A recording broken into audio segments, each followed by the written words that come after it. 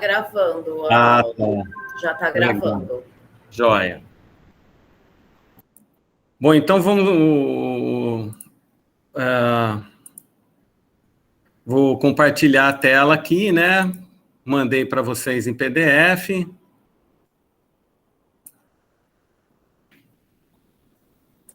Então, eu dividi o curso assim, e a gente ainda vai discutir um pouco sobre isso, né? Então, hoje é uma introdução, agora pela manhã.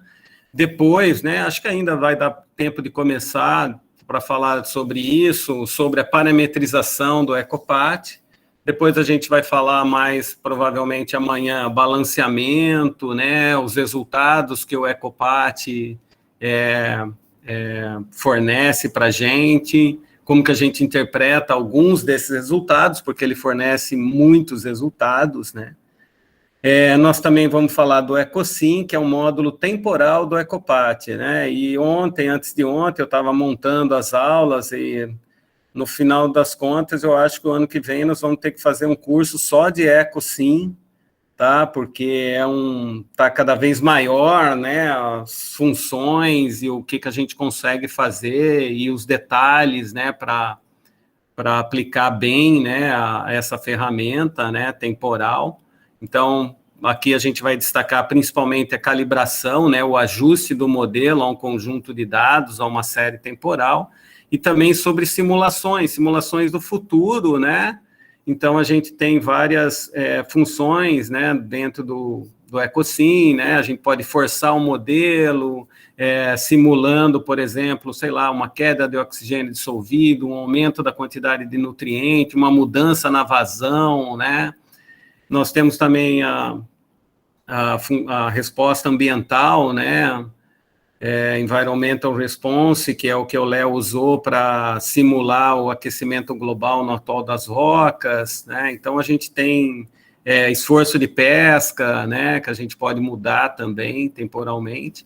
E depois a gente vai ter algumas aulas específicas, né? Sobre o EcoSpace, que é o módulo espacial do EcoPat, né? Que espacializa, quem vai falar disso é o Alex. Sobre o Value Chain, quem vai falar é a Alice, e sobre o EcoPat, né, o RPat, o EcoPat no R, né, que o Léo vai falar algumas coisas também aqui, né. E para a gente pegou aqui algumas coisas e a gente vai fazer um exercício, tá? Para cada aula aí tem um exercício final, assim, para a gente fazer, para brincar, para aprender o conteúdo, tá? As aulas, eu já vou dizer para vocês, elas estão metade em inglês, metade em português, porque eu fui arrumando, né? Fui arrumando o curso que eu dei inteira no final de 2017, né? Então, o curso, ele ficou em inglês e português, tá uma misturança, tá? Bom, então hoje agora eu vou falar de modelagem de ecossistemas e de modelagem de ecossistemas, né?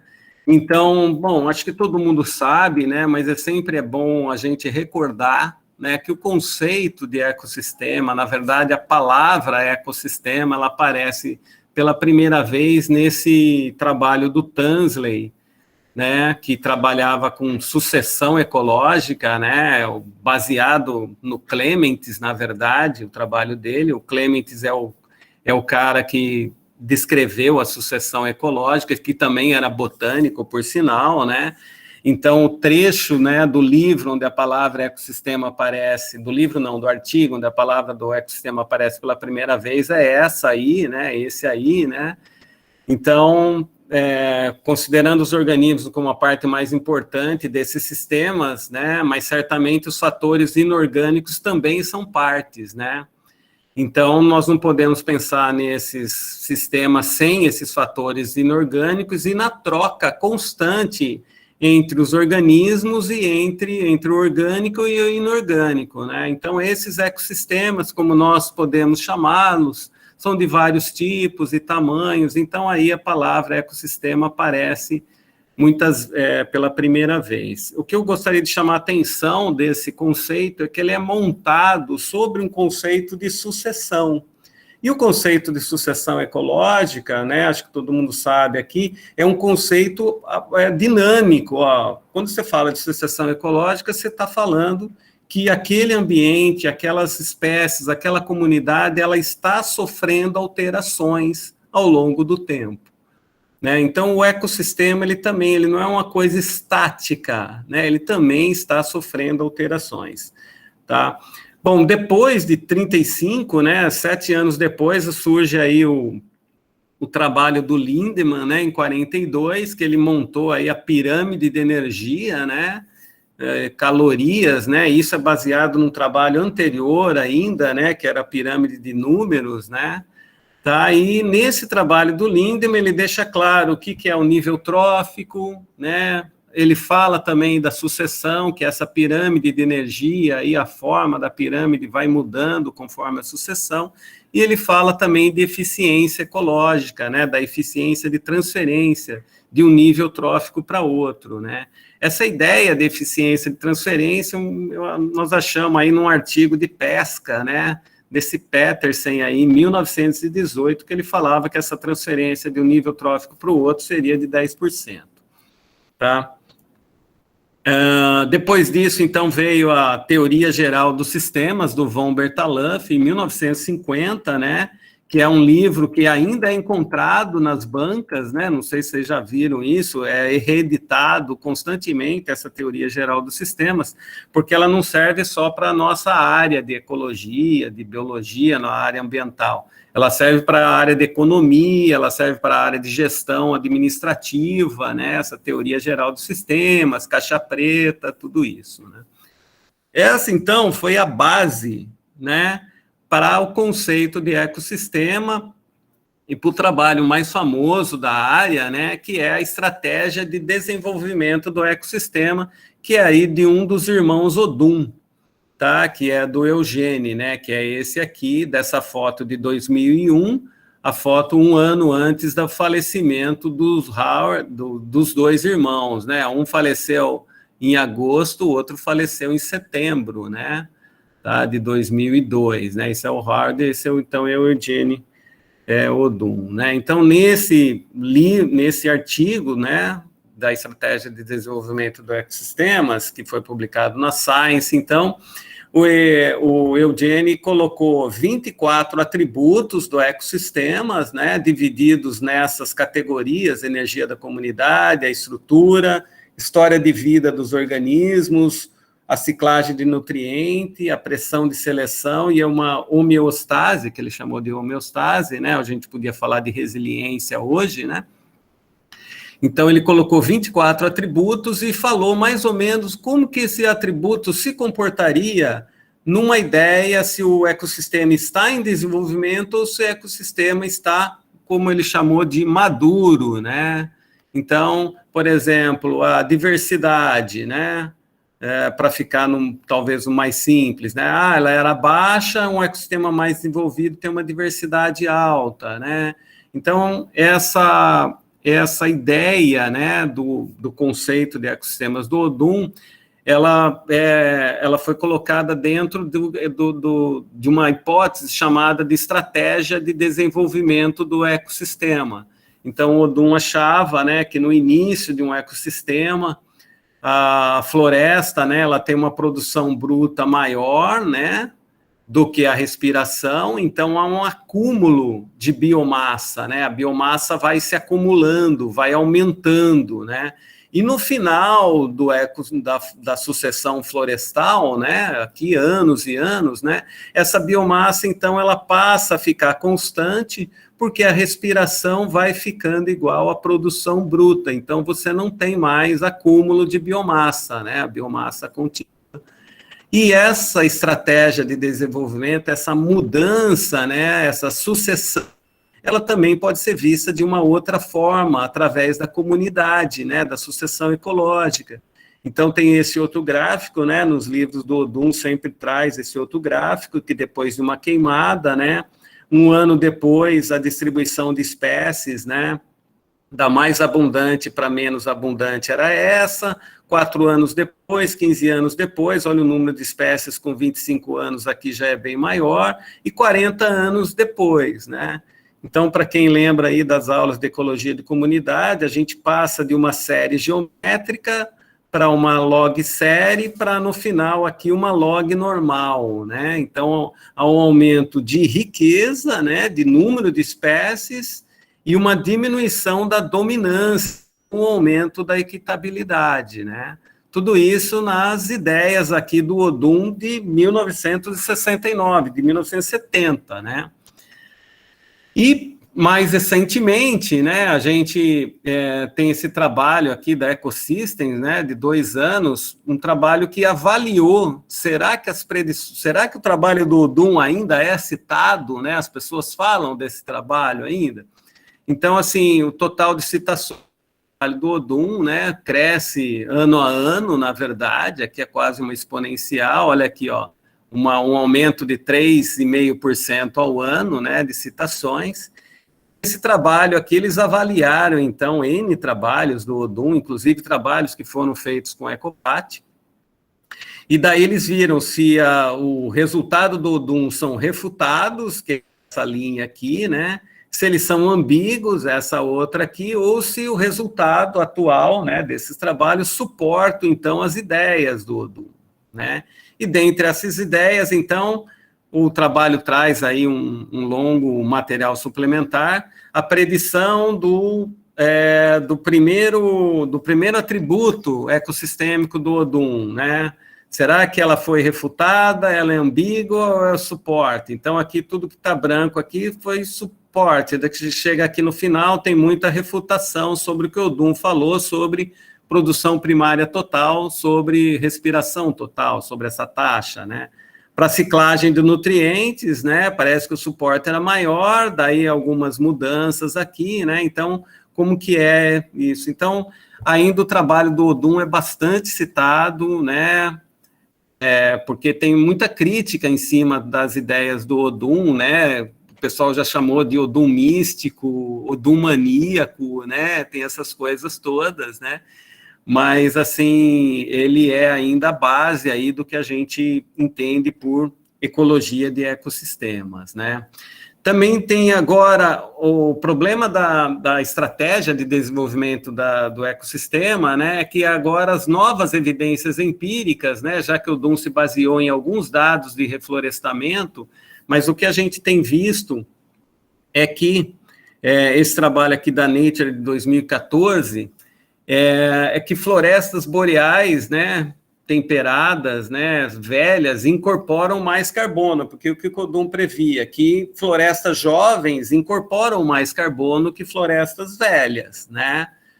Então, mas o que foi descoberto mais recentemente é que os indivíduos, que florestas mais antigas acabam incorporando mais. Por quê? Por causa do solo, que em florestas, estoque de carbono em solo, em florestas velhas é maior, né? Que o balanço de carbono em organismos velhos é subestimado, já vou falar, e porque nessas florestas mais velhas eu tenho indivíduos jovens que têm um crescimento, incorporam e vão substituindo os velhos. Aqui, que a gente sempre acha assim, uma mangueira pequena, qual que era a ideia, né? Se você tem uma floresta bem jovem, com árvores jovens, essas árvores elas estão em crescimento, então elas estão absorvendo bastante carbono. E uma árvore antiga, ela já cresceu o que tinha que crescer, e ela não absorve carbono, ela não absorve carbono. Então, só que uns trabalhos recentes têm mostrado que o quê? Que a taxa de crescimento, né, de árvores antigas, ela é ainda bastante alta, mais alta do que árvores mais jovens, tá?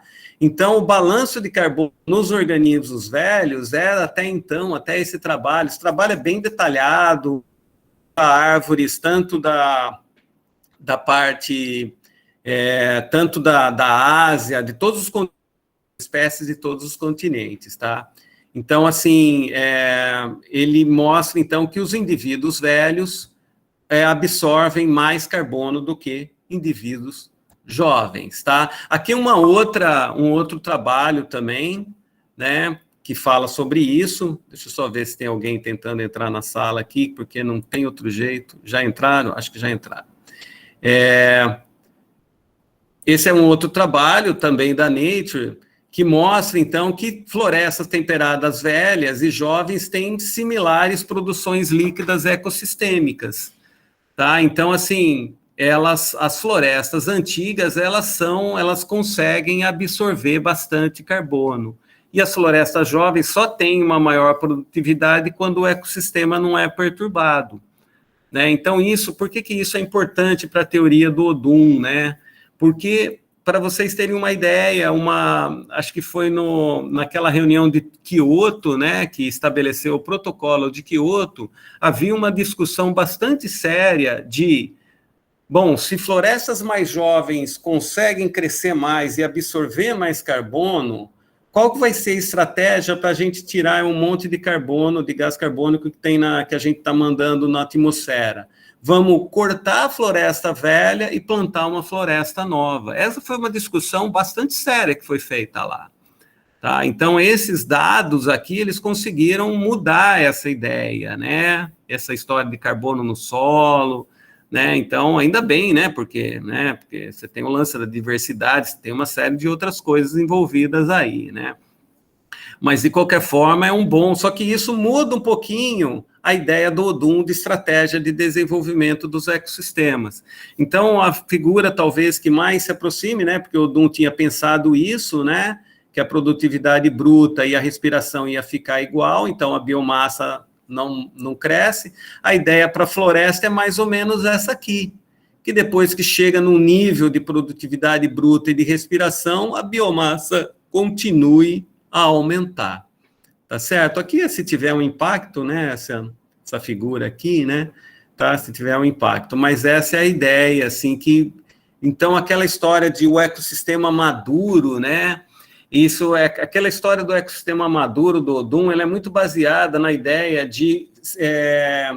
quando você pensa na sucessão ecológica, e você fala do estágio clímax, foi passando, né, do estágio foi aumentando, a sucessão foi acontecendo até chegar no clímax, onde a diversidade chega no seu limite, a biomassa, tal. Então, a ideia do Odum é baseado naquilo, né? Só que, na verdade, não tem um clímax, né?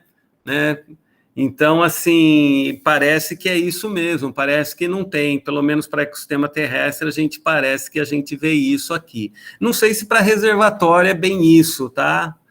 Que para reservatório começa, logo que o reservatório se forma, você tem uma grande produção pesqueira e depois você tem uma queda da produtividade pesqueira, isto é, uma queda da produtividade líquida do ecossistema, né? Mas, de qualquer forma, aí para a floresta, a evidência empírica é uma mudança das ideias do Odum. O trabalho continua importante, porque o que é um trabalho importante para a ciência? É um trabalho que aumenta o seu leque de ideias, né? Então, o trabalho do Odum de 69, ele faz isso, tá?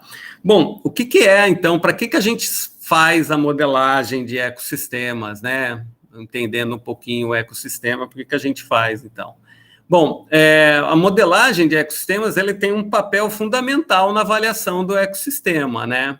Por quê? Porque um modelo de ecossistema não é o próprio ecossistema, mas é a melhor representação que a gente tem desse ecossistema, né?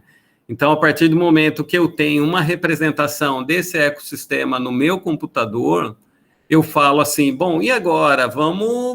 Vamos tirar essa espécie, vamos fazer um impacto, vamos mudar isso, vamos colocar uma espécie exótica, e o que vai acontecer com o ecossistema? A gente não pode fazer isso direto no ecossistema, né? Quer dizer, a gente já fez, na verdade, a gente faz isso quando coloca, por exemplo, uma espécie exótica, né, num ecossistema, mas isso é um risco muito grande, né? Como a gente não sabe. Então, se a gente tem uma boa representação dele, se essa boa representação é balizada, né, bem matematicamente, a gente pode, então, testar isso no computador antes de sair por aí fazendo a intervenção no ecossistema, né? Essa abordagem ecossistêmica, ela complementa as abordagens de populações e comunidades, ela não substitui. Mesmo porque a gente, né, se a gente vai dizer como que o ecossistema está crescendo, né, Bom, a gente precisa ver também as questões de diversidade, as questões de crescimento de algumas populações, ou de todas as populações, ou pelo menos das populações mais abundantes, né? Então, ela é um complemento a essas abordagens, né? Uma outra coisa bastante importante da modelagem é que ela vai nos permitir entender melhor os processos ecológicos e o impacto, então, sobre os recursos que aquele ambiente tem, né? E aquilo que eu disse, né, ela vai ser, então, vai permitir a gente adotar estratégias de manejo, né? Se eu pescar mais esse animal, né? Ah, o golfinho come peixe, então vamos matar o golfinho para ver se vai sobrer peixe no nosso ambiente, né? Então vamos tirar o golfinho de lá. Será que isso vai acontecer? Teoricamente acontece, né? Mas será que existia um efeito top-down? Isto é, será que o golfinho realmente estava diminuindo a produção, né, dos peixes que ele estava predando?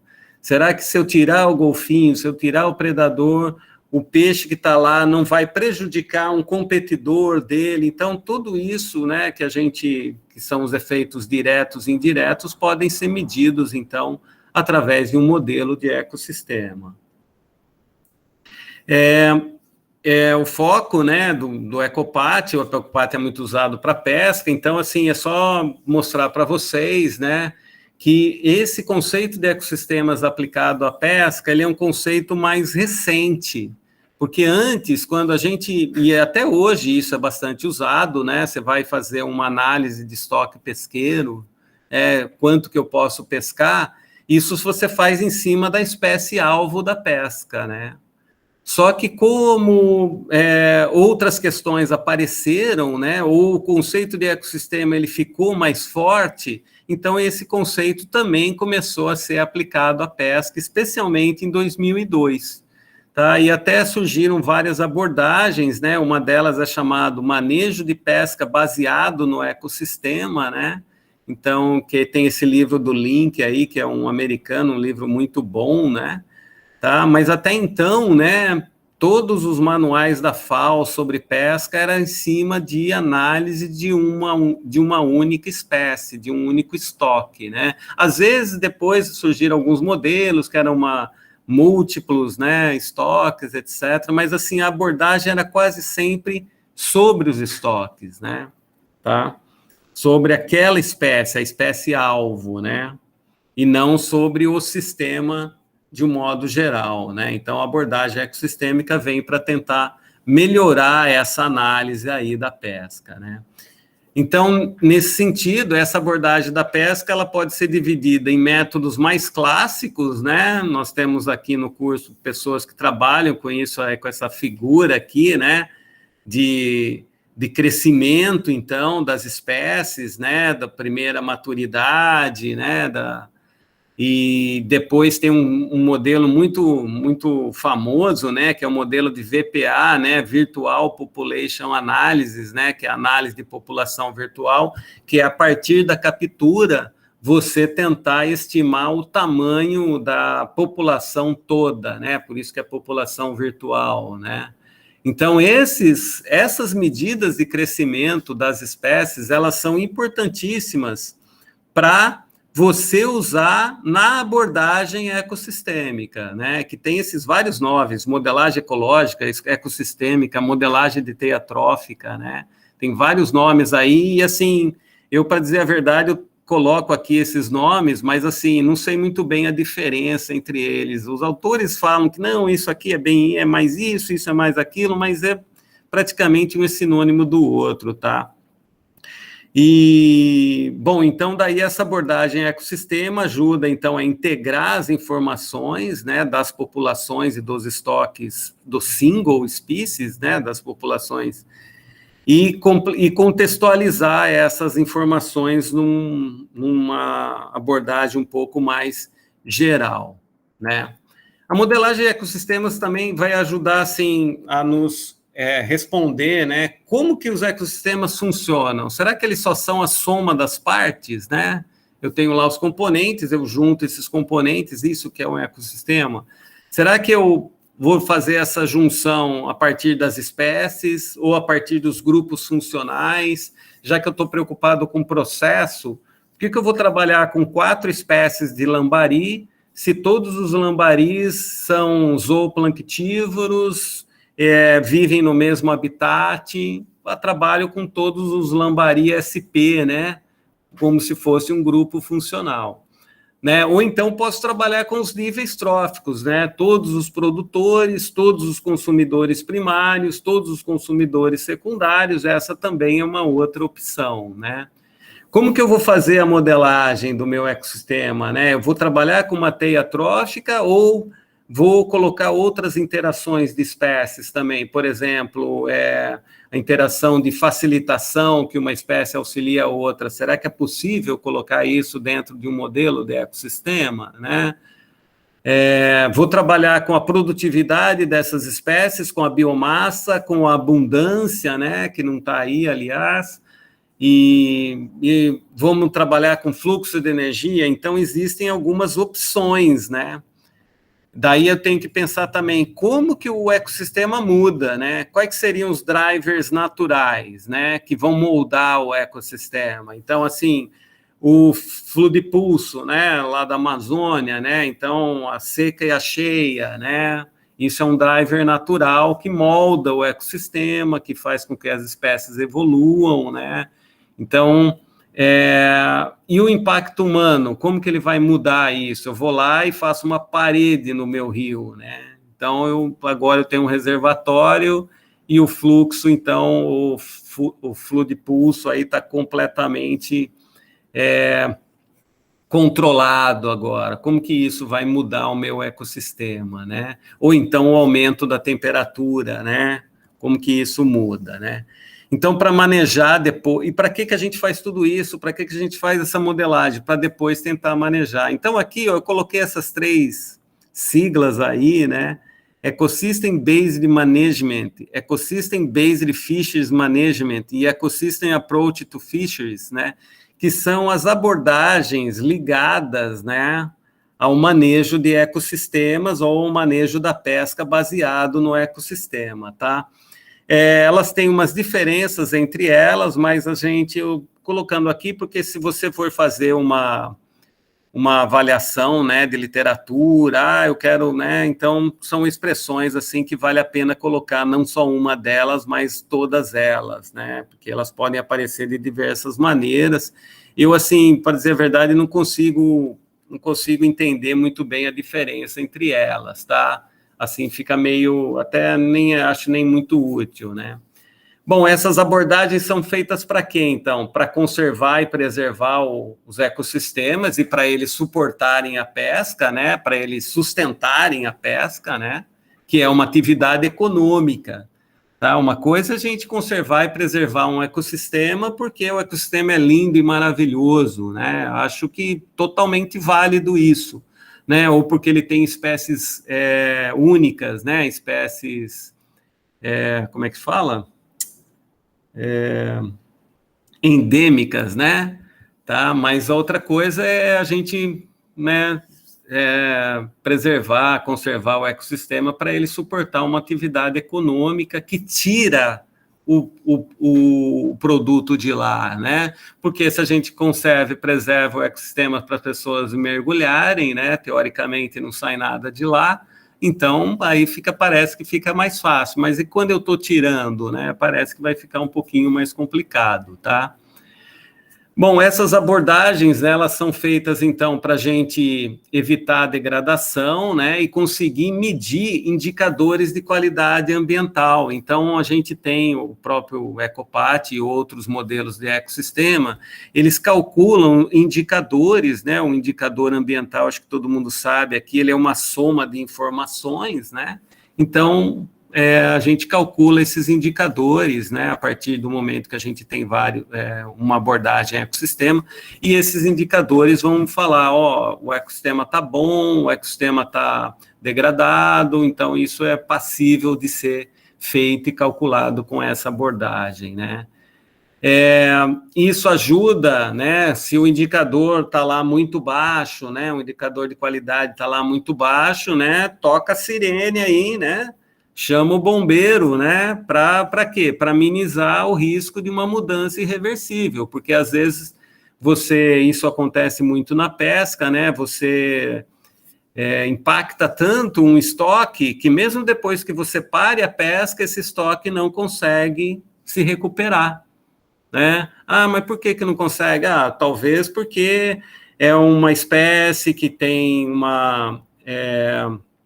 que demora para se reproduzir, que tem um processo de reprodução complicado, o processo de reprodução dependia de uma característica ambiental e esse ambiente foi degradado, essa parte aí foi degradada, então a gente, com esses indicadores, né, ecossistêmicos, a gente tenta minimizar os riscos dessas mudanças irreversíveis, né, tenta manter os benefícios socioeconômicos no longo prazo, né, porque o que interessa para a gente é manter a atividade de pesca funcionando, né, ninguém é contra o pescador, né, muito pelo contrário, ele tem que ser mantido aí no longo prazo, né, e também a abordagem vai ajudar a gerar conhecimento dos processos, né, e sabendo como que ocorre um processo, isso vai nos ajudar a entender os impactos humanos melhor ainda, né, tá?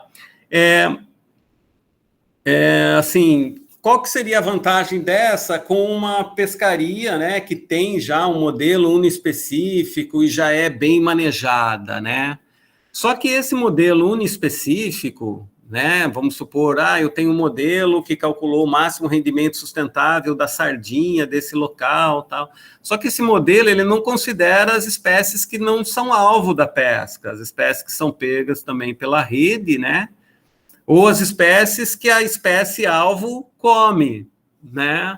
Então, isso pode ser um problema, tá? Não considera as interações, então, não considera as interações tróficas entre as espécies, né? Ou os impactos indiretos, né? Então, ó, essa espécie está sendo bem manejada, né? Só que ela está sendo bem manejada em relação à própria atividade pesqueira. E se eu estou tirando, então, a sardinha, eu não estou afetando um predador da sardinha, não está faltando alimento para esse predador. Então, é por isso que a modelagem de ecossistemas. Às vezes, esse predador ele é uma espécie carismática, e aí a pesca não pega a espécie carismática, mas prejudica a espécie carismática. Então, a abordagem ecossistêmica ou a modelagem ecossistema pode ajudar nisso, né? Também ela considera a destruição, né? Ela considera a análise dos habitats, ou a destruição dos habitats pela própria pesca, né? Uma rede de arrasto, por exemplo, né? Pode destruir bastante habitat, né? Bom, então, o estoque, a gente tem que lembrar, né?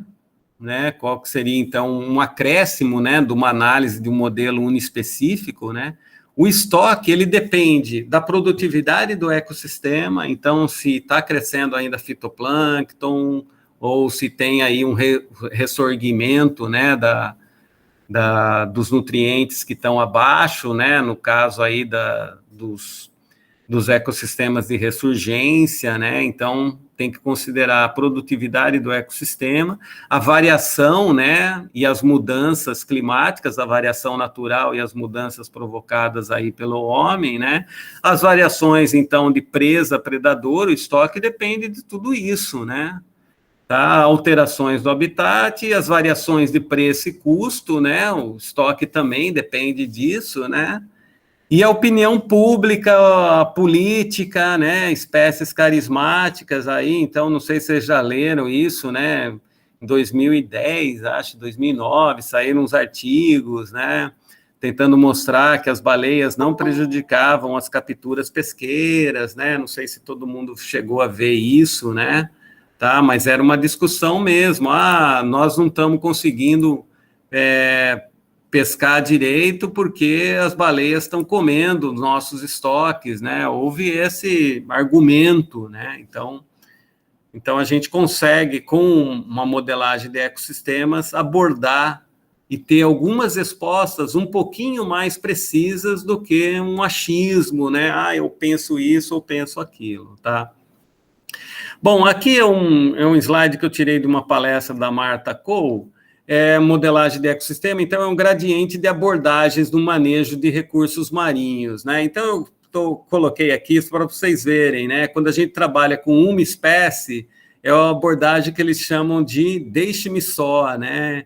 Então, assim, uma abordagem super importantes, né? E que vão nos ajudar, né? Para essas abordagens mais ecossistêmicas, tá? Então, essa expressão leave me alone aqui é engraçada, né? Quando a gente trabalha com isso. E ainda é muito trabalhado. Lá na África do Sul, né, que eles têm uma pescaria bem importante lá para o produto interno bruto deles, eles têm vários modelos de EcoPat, eles usam os modelos do EcoPat, agora estão terminando o modelo de EcoSpace para lá, e mesmo assim, esses modelos clássicos da captura pesqueiras, eles usam bastante, mas usam mesmo, tá? Então, assim, a indústria pesqueira ainda acredita muito nesses modelos. Só que, ao mesmo tempo, lá tem muita ave marinha, né? Então, lá tem muito tubarão, né? Lá tem outros mamíferos marinhos, então a abordagem ecossistêmica ela é bem importante por conta dessas outras características, né? Tá, bom, o que é um modelo, né? Que nós estamos falando aqui de modelagem, então, só para a gente, acho que todo mundo sabe, né? Mas sempre é bom lembrar, né? O modelo, então, é uma representação útil da realidade, né? Ele vai pegar alguns aspectos da realidade, da nossa leitura da realidade, né?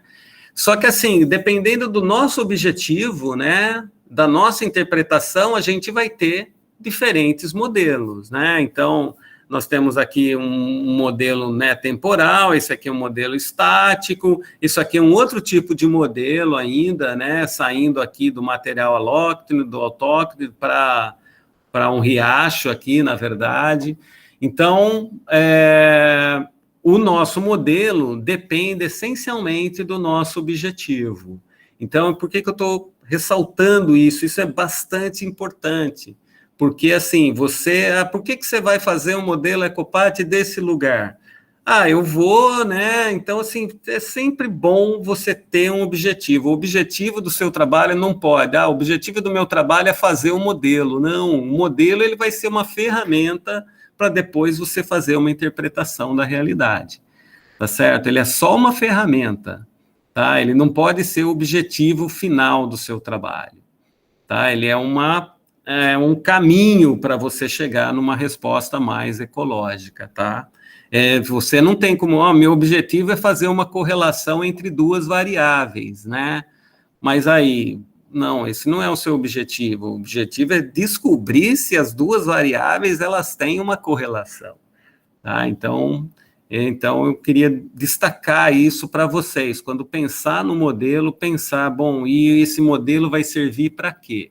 Pode ser uma resposta puramente acadêmica, pode ser uma resposta teórica que você quer tirar com o seu modelo, ou pode ser uma resposta de gestão mesmo. Eu quero aumentar a captura pesqueira para saber se o ecossistema vai suportar, né, a pesca, tá?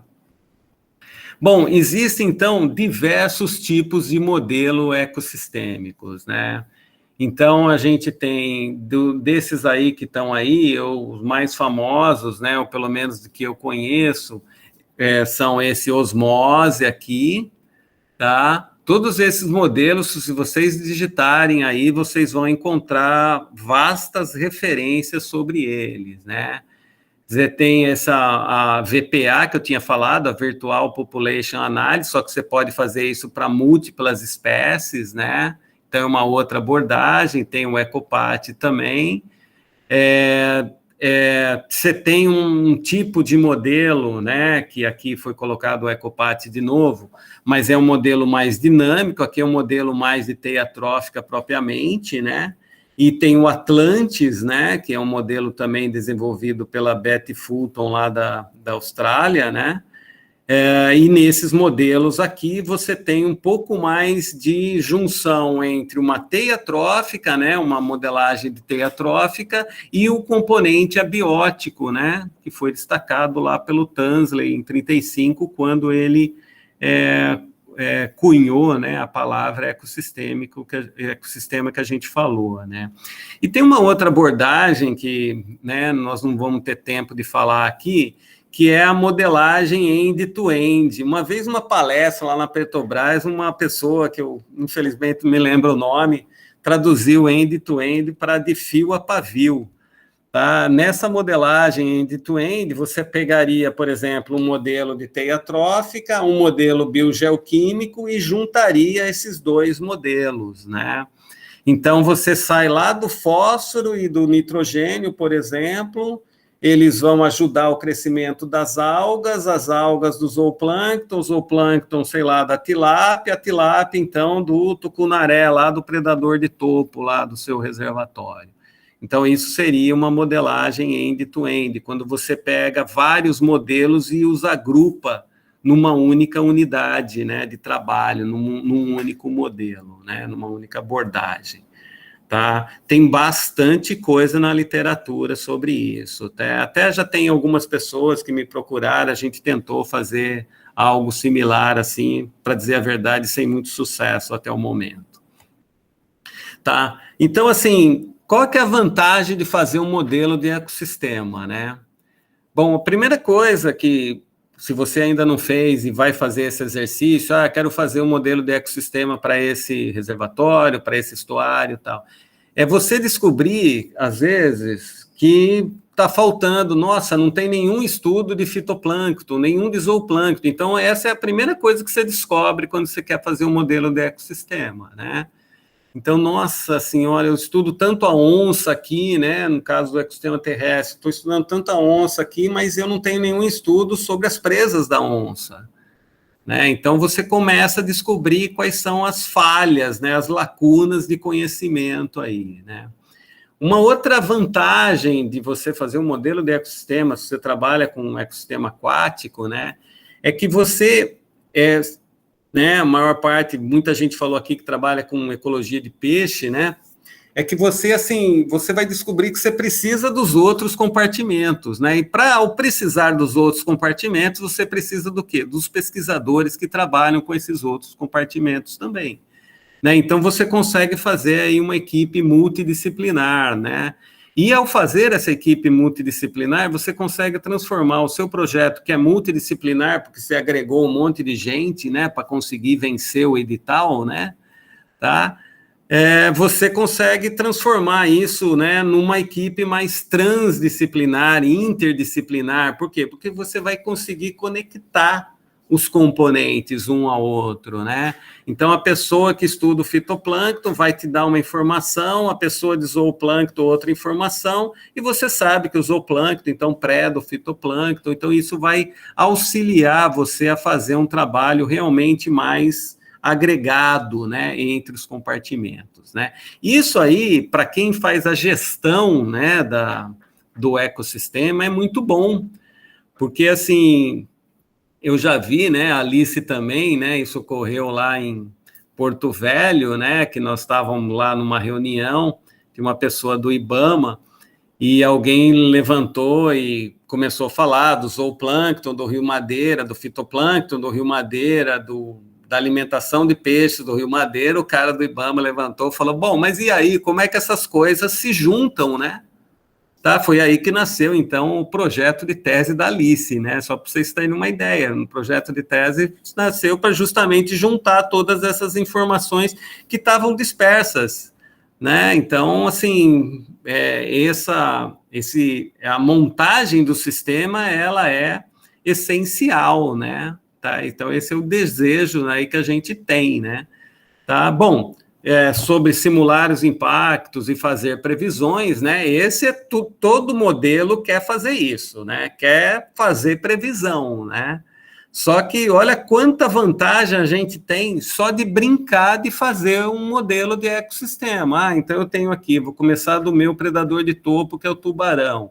Tá, o tubarão come o quê? Será que eu sei o que ele come? Será que tem estudo, né?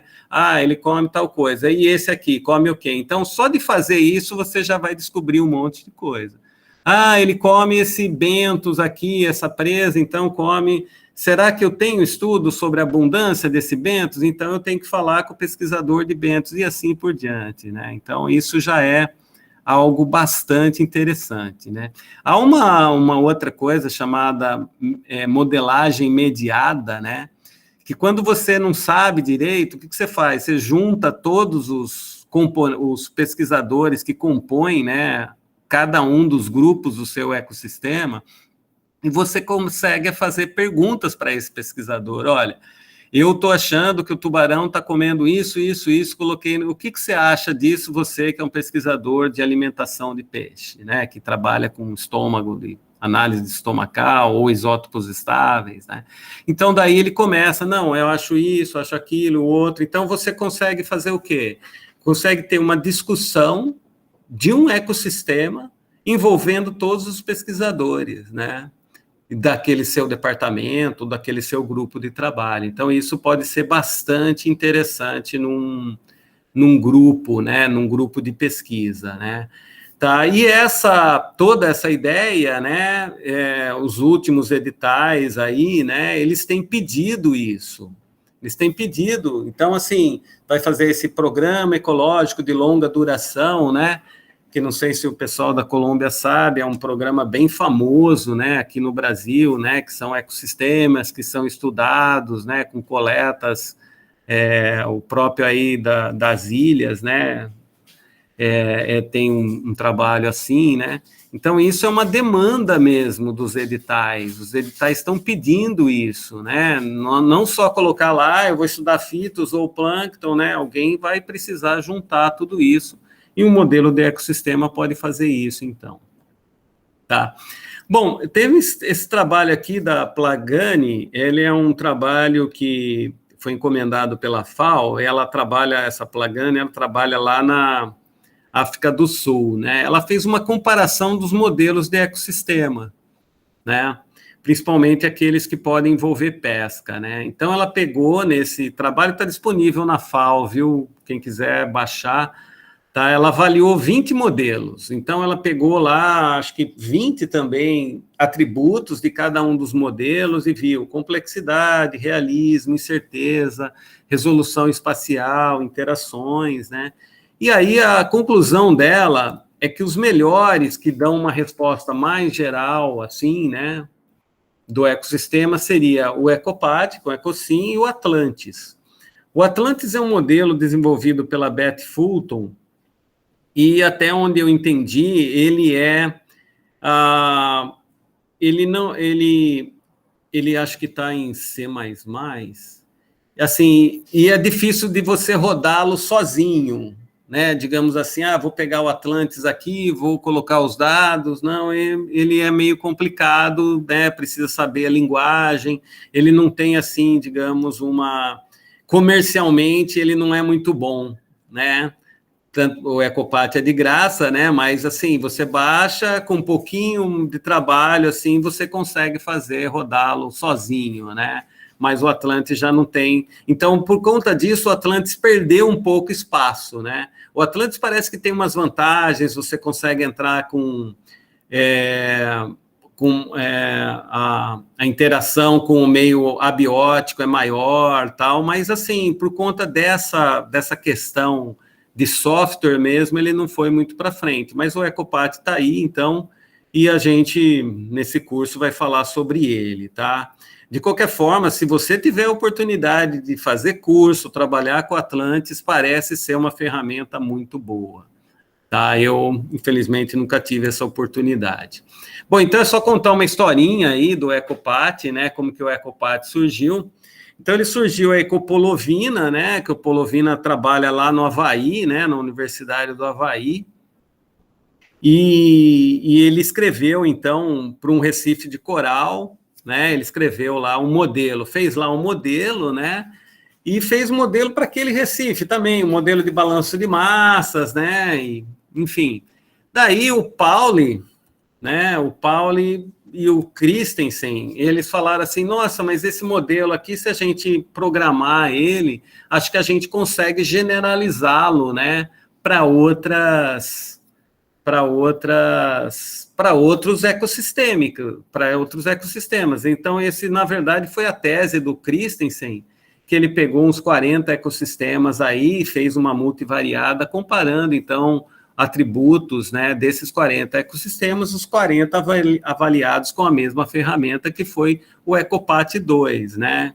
Então, o Polovini é de 84, o Paulo e o Christensen publicaram o artigo do EcoPath em 1992, né? E depois, o Carl Walters, então, desenvolveu o EcoSim, a partir, né, simulou, né, porque o EcoPath é só uma foto quantitativa do ecossistema, e o Walters, então, conseguiu desenvolver o EcoSim para simular ele temporalmente, né? Isso já foi, acho que o artigo é de 92, acho que é 94, foi logo depois, tá? A ideia aí do desenvolvimento. O símbolo do EcoPath tem essa, né, dentro do mundo aqui, né, tem esse peixe e essa ilha com o Tom Hanks aí em cima, tá? Mas, na verdade, aí tem essa frase aqui, nenhum peixe é uma ilha, né, que é uma ironia, né, daquele nenhum homem é uma ilha, né, porque o homem só existe em relação às outras pessoas, né, a gente não consegue viver isolado. Então, eles escreveram essa e fizeram esse desenhinho aí, que nenhum peixe é uma ilha, né, por quê? Porque os peixes, então, estão em relações com os outros peixes aí, é assim que a gente vai conseguir fazer um manejo de estoque um pouquinho mais consciente, a gente acha, né? Então, é isso dessa forma que ele trabalha, essa é a essência, né, do EcoPath. Essas fotos aqui estão... Outro dia eu vi uma foto do Polovini aqui, já está um pouco mais velhinho, viu, pessoal? Só para... Essa foto aí tá... Bom, o EcoPath, esse é um trabalho de 2015, o EcoPath é bastante usado, já foi usado em todas essas áreas aqui, né, que são aquelas áreas da FAO, né? Então, principalmente marinhas, né? Essas são as áreas também da FAO, aí, divisões da FAO, então tem algumas áreas aí, quando ele colocou. Esse aqui é o trabalho da Marta Cole, citações, né? Número de citações que usaram EcoPath, né? Desde 91 aqui, né? Tá? Então, número de citações e número de publicações, né? As citações estão aqui, então, 2013, as citações estavam em torno de 1.600, assim, de vários trabalhos que tinham EcoPath, né? E número de publicações, assim, por ano, olha, em 2013 tinha o quê? Quase 50 publicações usando, então, o modelo, né? Acho que hoje isso, praticamente 10 anos depois, já deve estar um pouquinho maior, tá?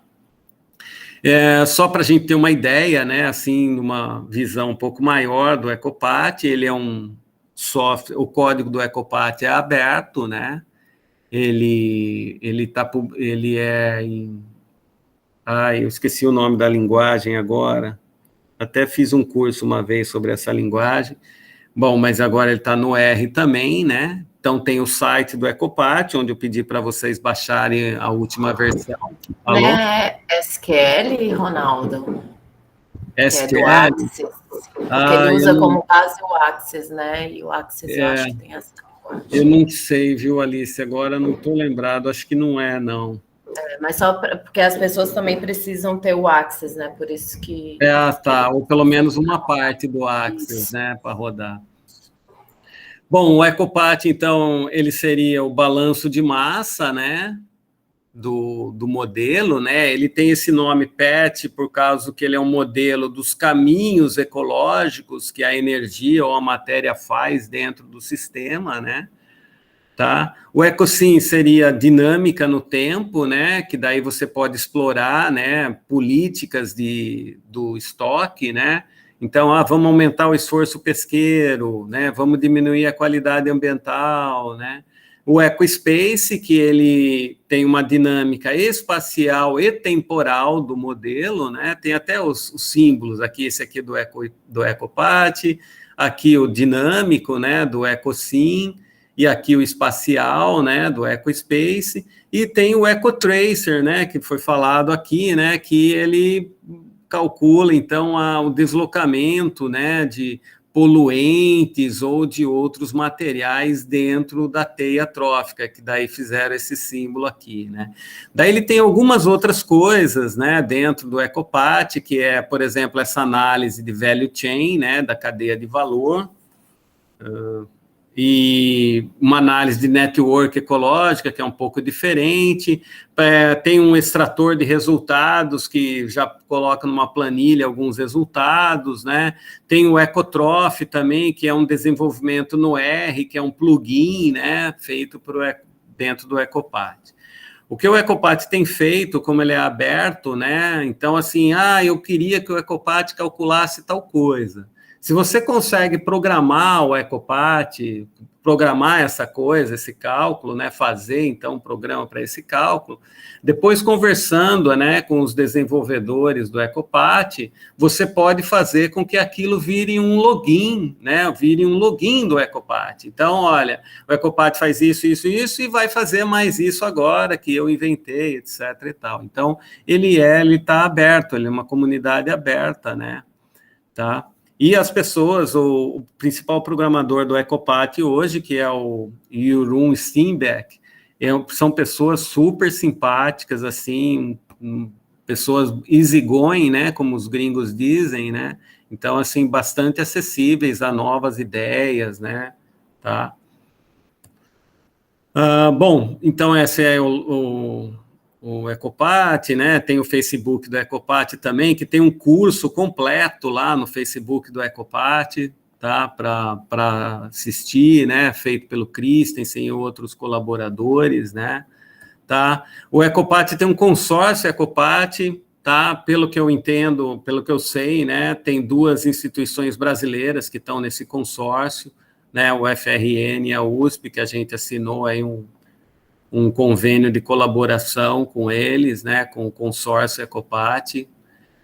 O EcoPath foi considerado pelo NOOA em 2007 um dos top 10, aí, uns 10, né, um dos melhores, assim, o breakthrough, é uma quebra, né, de paradigma aí, né, dos últimos 200 anos, né, então é só para vocês terem uma ideia aí, ó, a ideia de Large Marine Ecosystem, de técnicas de levantamento hidrográfico, né, o sistema GPS, e o EcoPath está aqui junto, considerado pelo NOOA aí como uma melhor maneira de se entender os ecossistemas marinhos, né. Podem ver que em muitas publicações do EcoPath é tudo para mar, viu, gente? Né, e você vai procurar de água doce, você vai achar alguns trabalhos na África e os trabalhos nossos aqui no Brasil, né? Mas o foco é sempre marinho, né? O foco é sempre marinho, não, há um foco maior, né, nos ecossistemas marinhos, né? Eu acho que isso é tudo, em forma geral, né? Se você procura, por exemplo, revistas para publicar trabalho, né? Você vai procurar trabalho de ecossistema marinho, você tem um monte de revista, você vai para água doce, aquilo já fica bem mais estrito, né? Não sei se alguém já teve a curiosidade de ver, né, isso. E eu acho que o envolvimento da pesca, né, a pesca de água doce, ela sempre foi uma pesca de gente pobre, né, uma pesca de quase nem tem pesca industrial de água doce, né? Você tem lá no Amazonas, você tem o quê? A pesca industrial de água doce, você tem dos grandes bagres, depois você não tem, não é industrial, é tudo artesanal, né? Então, assim, acho que o foco maior para os ecossistemas marinhos, em muitas das análises de EcoPath, das meta-análises e tal, acho que é meio por conta disso, né?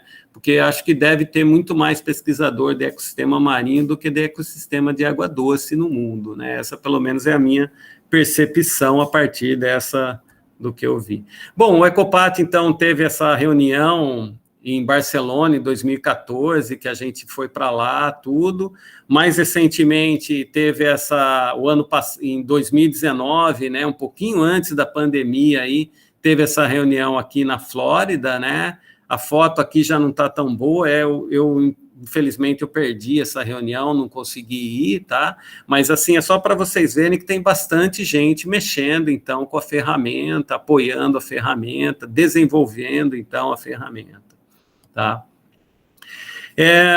Em português, né, eu queria deixar essa leitura aí para vocês, né, sobre a estratégia de desenvolvimento do ecossistema, e esse trabalho aqui que nós publicamos, então, há um tempo atrás, com a Colin, né, Colin é lá da África do Sul, onde eu fiz o pós-doc que eu falei para vocês, a gente dá mais ou menos uma perspectiva histórica, né, porque a pesca, por que a pesca, ela trabalhava, né, os modelos de pesca eram modelos uniespecíficos, né, ou seja, trabalhava só com a espécie-alvo, porque quando começaram a trabalhar com a pesca, não existiam os modelos de ecossistema, mas existiam os modelos de crescimento populacional, né? Então, daí, agora eu tenho um modelo de crescimento populacional, eu tenho um modelo de presa-predador. Então, na verdade, a pesca, ela vem daí, né? Ela ficou dependente da teoria ecológica. Então, quando a teoria ecológica de ecossistemas, ela cresceu, foi aí que ela deu a base para a abordagem ecossistêmica da pesca. Então, a gente fala um pouquinho sobre isso aí nesse artigo, tá? O inglês é inglês brasileiro, né? Vocês sabem, inglês aportuguesado fica fácil de ler, tá? Eu tenho como exercício 1, né, para todos vocês aí, principalmente até aí para o pessoal do ecossistema terrestre, era fazer um diagrama conceitual aí à mão, ou então se tem a mãe aí em algum software de desenho, né?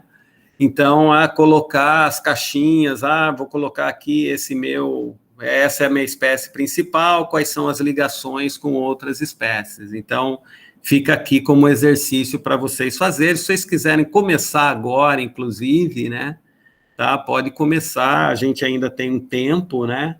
E aí a gente vai discutindo sobre isso, tá?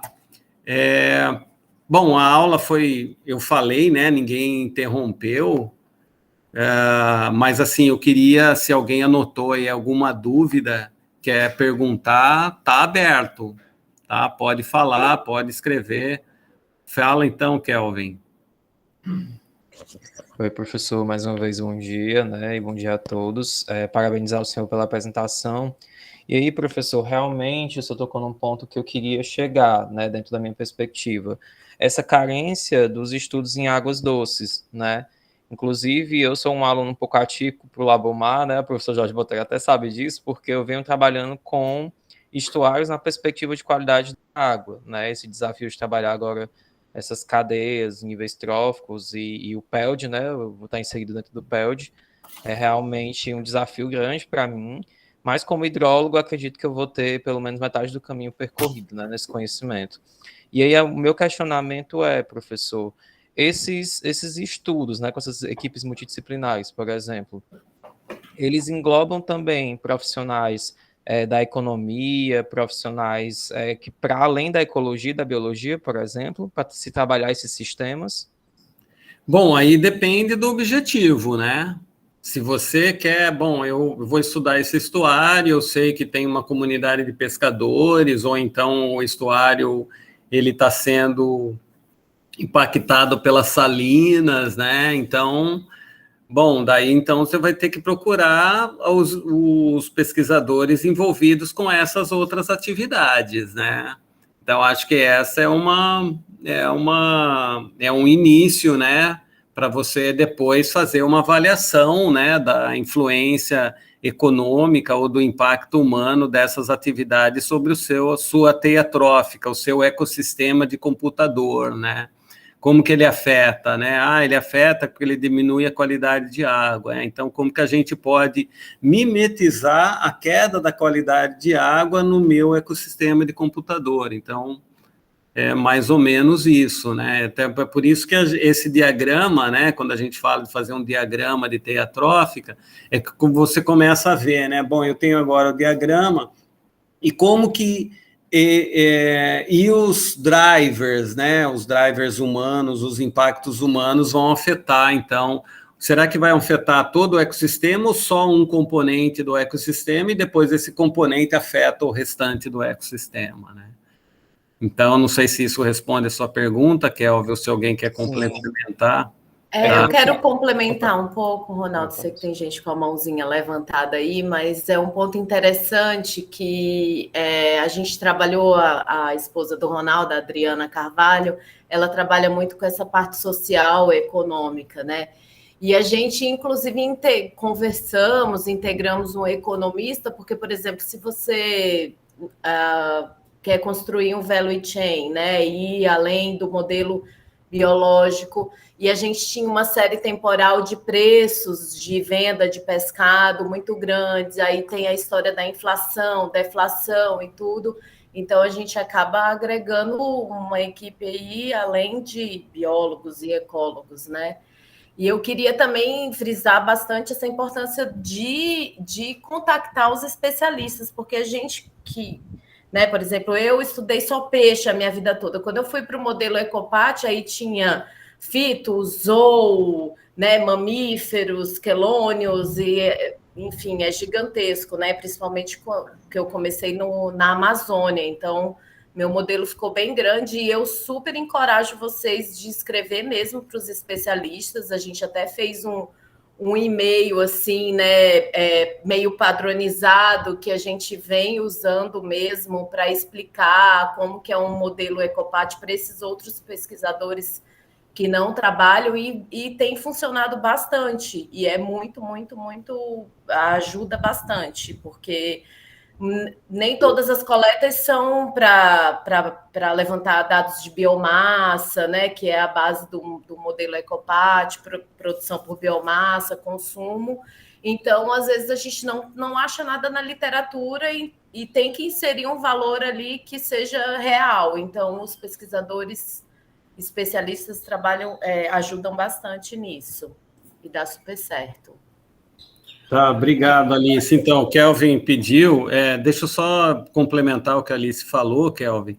A gente fez assim, a gente construiu um modelo, daí a gente viu, bom, jacaré vai entrar no modelo do Madeira lá que ela fez na tese de doutorado dela. Ah, tá. Então, vamos ver, pegamos lá o relatório que tinha sobre jacarés no Madeira. Então, começamos a ler o relatório, as tabelas, então, e chegamos a uma conclusão lá de biomassa, né? Biomassa é um dos parâmetros do Ecopat, de jacarés, né?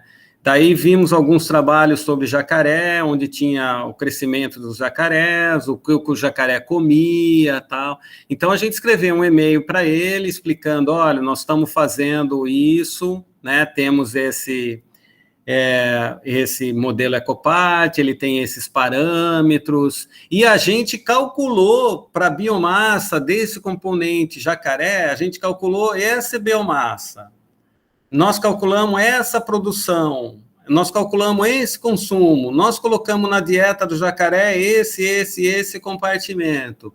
O que o senhor acha, né? E nos dispusemos a fazer uma reunião com eles, né, se for o caso, tal. Então, assim, veja bem, o que eu quero dizer é que esse e-mail, ele só deve ser mandado depois que você estudou bastante o componente local, né? Ou então, não descobri nada, não tenho nada, então daí quando você vai pedir uma referência bibliográfica, né, se você não descobriu nada. Mas, assim, a gente estudou bastante os componentes, a gente tinha a vantagem de ter os relatórios desses outros componentes, etc., né, antes de mandar o e-mail. Então, assim, é uma dica aí que eu dou para vocês, porque esse exercício de você pegar, né, que é o que nós vamos falar na segunda aula, esse exercício de você pegar uma informação na literatura e transformar num valor de parâmetro do Ecopat, ele é muito importante, tá certo? Ele tem que ser feito por você, porque o especialista, ele não vai entender. Então, se você já chega com um valor antes, o especialista, ele pode, parece fazer sentido isso, tá bom? Acho que pela... A Darcy e a depois Darcy.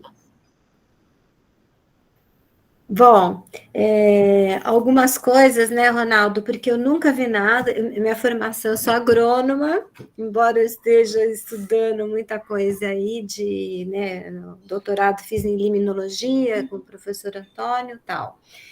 Mas, para mim, ainda algumas informações até para eu poder fazer esse primeiro exercício aí do diagrama conceitual, que eu não sei nem por onde começar.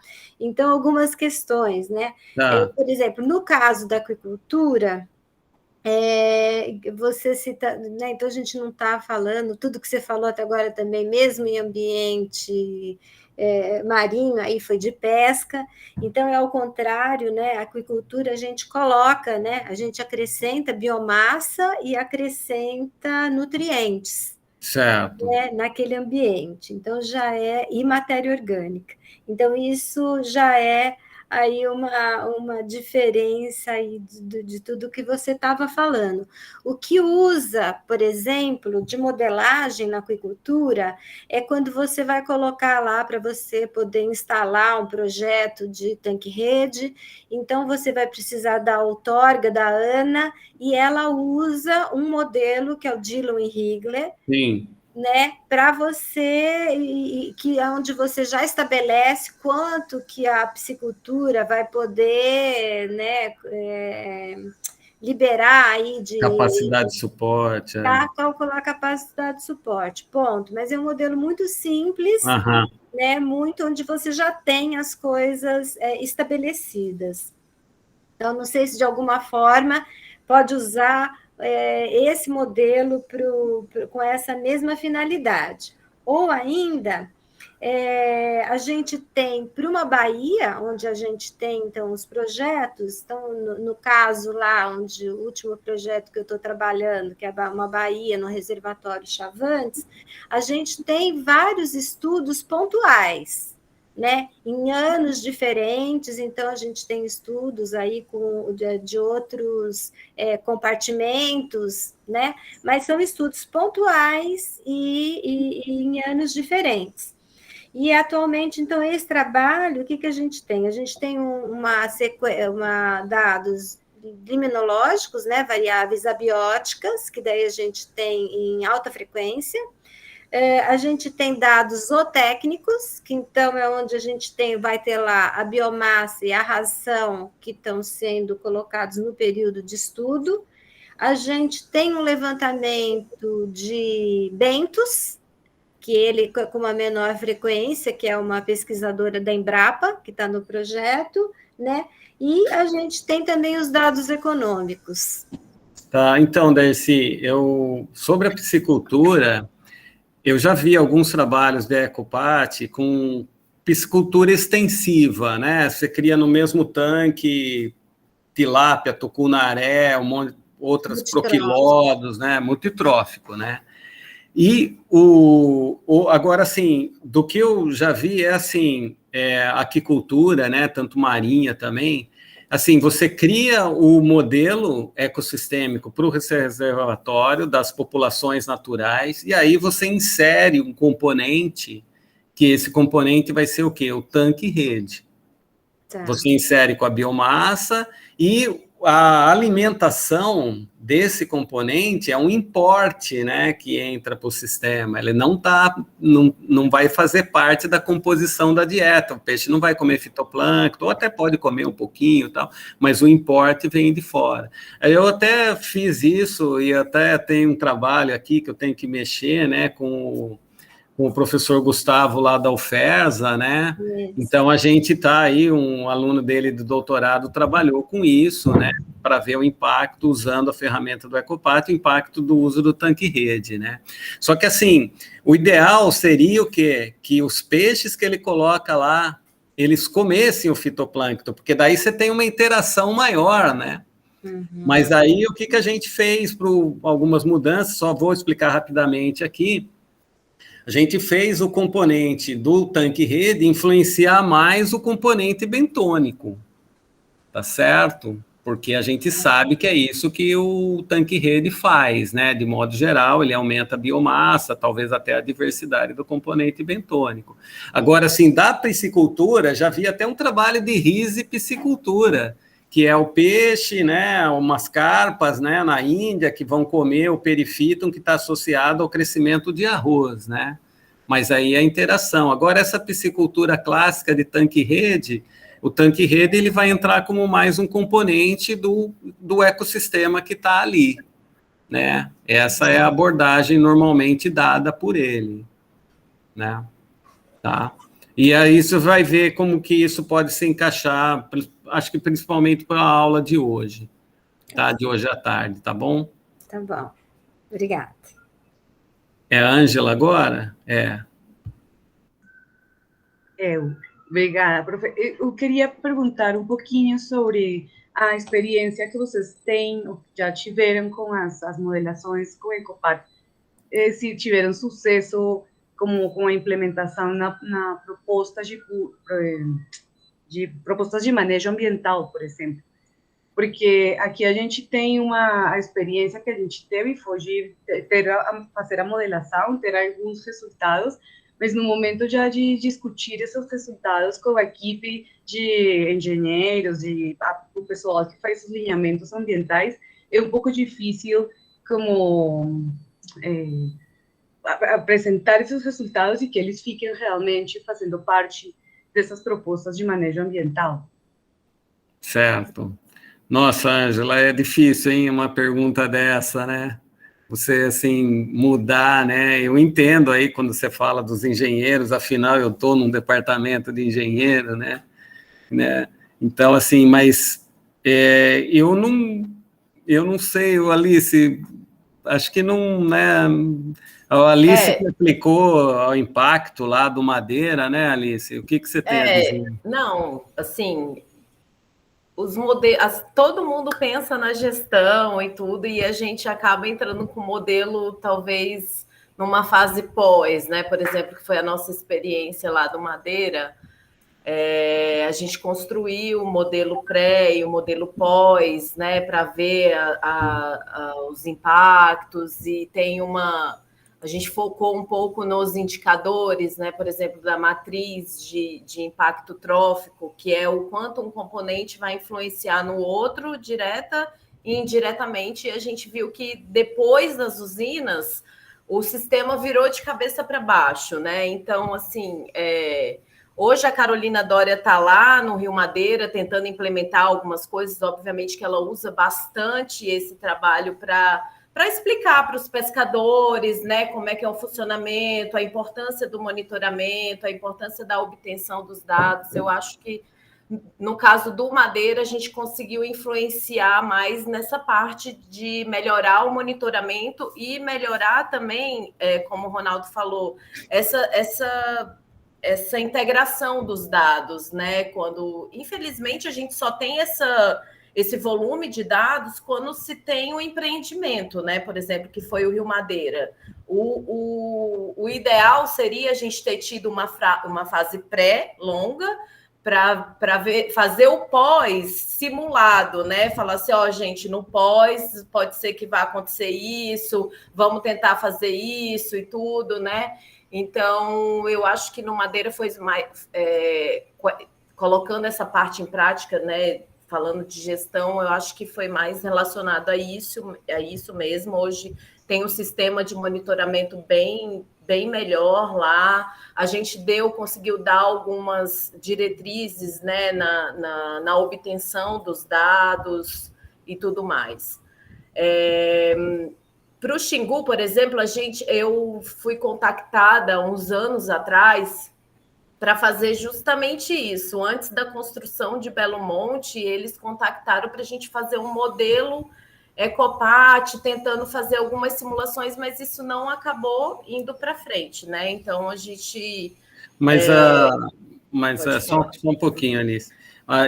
Eu estou percebendo, Ângela, assim, com a minha experiência, que, na verdade, o modelo Ecopat ele está sendo bom para dar sentido para o monitoramento, tá certo? Porque, assim, a empresa recebe lá, né, no caso disso que a Alice está falando, né, principalmente aí dos nossos rios da Amazônia, né, a empresa recebe lá, assim, você tem que coletar fito, o IBAMA fala, né, você tem que coletar fito, zoou, peixe, aquilo fica meio sem sentido, os caras fazem, vamos fazer, contrata aí uns biólogos, aí coleta lá, né?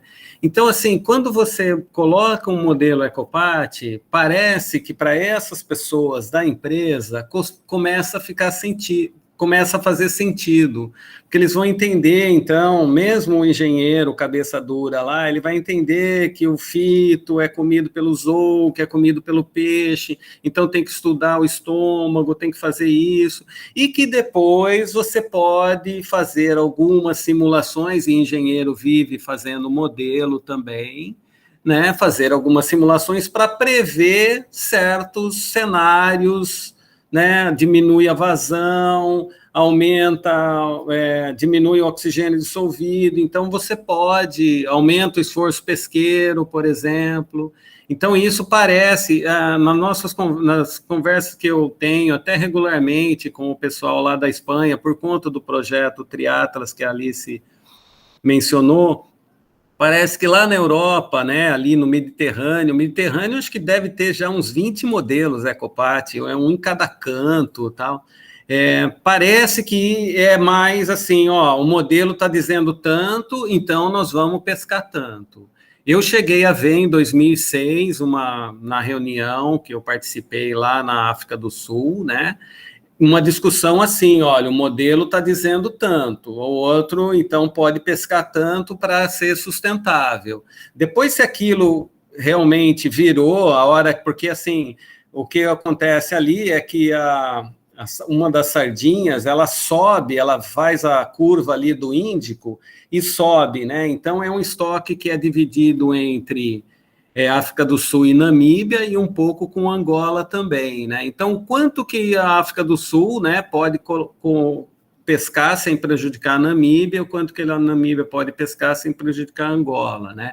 Então, assim, eu senti que ali até fiquei bastante animado, porque quando eu fui para a África do Sul, eu fui para parar de usar o Ecopat. Eu falei, eu vou para lá, vou tentar fazer outra coisa. Chegou lá, Ronaldo, faz aí o modelo Ecopat para Angola, que eles estão precisando de uma ajuda, né?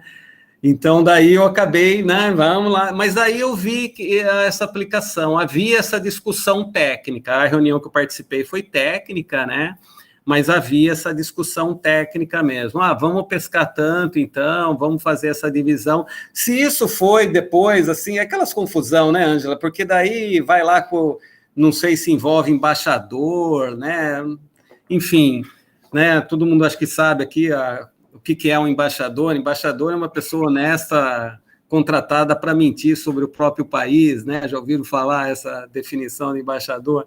Então, assim, se isso depois virou, né, aí é questão mais política mesmo, mas assim, eu vi essa discussão lá, aquilo me animou bastante, na verdade. Mas a volta para o Brasil, né, é sempre aquela história, a gente aqui, né, a famosa América Latina, né, tá? Então a gente tem esses problemas, mas a gente acha que, mais recentemente, a gente percebeu que essa história de dar sentido para um monitoramento, até mesmo para o próprio governo, né? Para o próprio governo. Então, assim, agora eu estou participando de um PELD, né? Um Programa Ecológico de Longa Duração lá em Laguna, que acabou de começar, né? Acabou de ser aprovado o primeiro ano dele. E, assim, a colocação do Ecopat ajudou na aprovação do projeto. Por quê? Porque quem leu falou assim, não, é um PEL de Laguna, e é para justamente estudar a interação dos golfinhos com os pescadores, porque lá o golfinho ajuda o pescador a cercar o cardume para o pescador jogar a tarrafa e pescar, né? Então, esse é o principal. Só que tanto o golfinho como o pescador estão no topo da teia trófica, né? Então, o que o PELD vai fazer? Vai estudar essa teia trófica para depois, né, ver o papel, né, dos dois e da interação dos dois, né? Então, isso fez sentido para o próprio aprovação da agência de pesquisa, né? Então, eu estou achando que, por enquanto, a gente não consegue mudar a legislação ou algumas atitudes por conta dos modelos, mas a gente já tem mudado a mentalidade e mostrado que isso faz parte, né, do estudo, não é só a interação, não é só o pescador e o golfinho, né? Tem outras coisas envolvidas aí. Ronaldo, eu queria só então, complementar. Eu que sou um pessimista, né? Eu sou um pessimista mesmo, né? Mas, assim, eu até estou mais animado nesses últimos tempos. Fala, Alice. Não sei se a Rafaela pode me complementar aí, que teve... Assim, Ângela, depende muito dos objetivos de cada modelo, obviamente, né? O nosso, a gente não tinha, por exemplo, série temporal de pesca, né? Dados longos aí de esforço e tal, para gerar algumas simulações. Então, o nosso objetivo era ver qual foi mesmo o impacto antes e depois das usinas. Mas o Alex, que vai estar aqui depois com vocês, ele fez um modelo para uma área lá de Pernambuco, um município de Sirinhaém, e ele conseguiu abordar mais essa parte de gestão, colocando, né, esforço. Se a Rafa quiser complementar aí, ele até publicou o trabalho, e agora a gente vem desenvolvendo também, por exemplo, um trabalho aqui para a costa do Nordeste, e que aí a gente vai ver como é que é a atuação das áreas de proteção marinha, né? Qual é a efetividade de aumentar, de tirar, isso tudo relacionado à pesca, né? A atividade pesqueira. Então, depende muito da sua base de dados para alimentar o modelo, do seu objetivo, da sua proposta, e que se você tiver aí dados que possam subsidiar essa gestão, com certeza eu sou mais otimista, né? O Ronaldo é mais pessimista, eu sou mais otimista, que eu acho que se você tiver... O nosso problema do Brasil aqui é dados, né? Esse modelo do Nordeste, a gente só tem monitoramento por espécie nos estados até 2007. Então, a gente está fazendo aí um modelo meio que defasado, porque é a única fonte de dados que a gente tem. Então, depende muito, né, do que você tem, e eu acredito muito nos modelos para subsidiar a gestão aí, mas você tem que ter um bom base de dados. Rafa, quer falar alguma coisa de Sirinhaém? Oi, na verdade não, concordo em gênero, número e grau com o que você falou. A maior limitação acaba sendo os dados mesmo. Obrigada. Letícia. Nada. Oi. Então, a minha pergunta é mais focada sobre o tipo de dado, né, que temos que ter. Por quê? Porque, especialmente com pesca em ambiente de represa, né, água doce, a principal metodologia de pesca utilizada é a rede, né, de emalhe, né?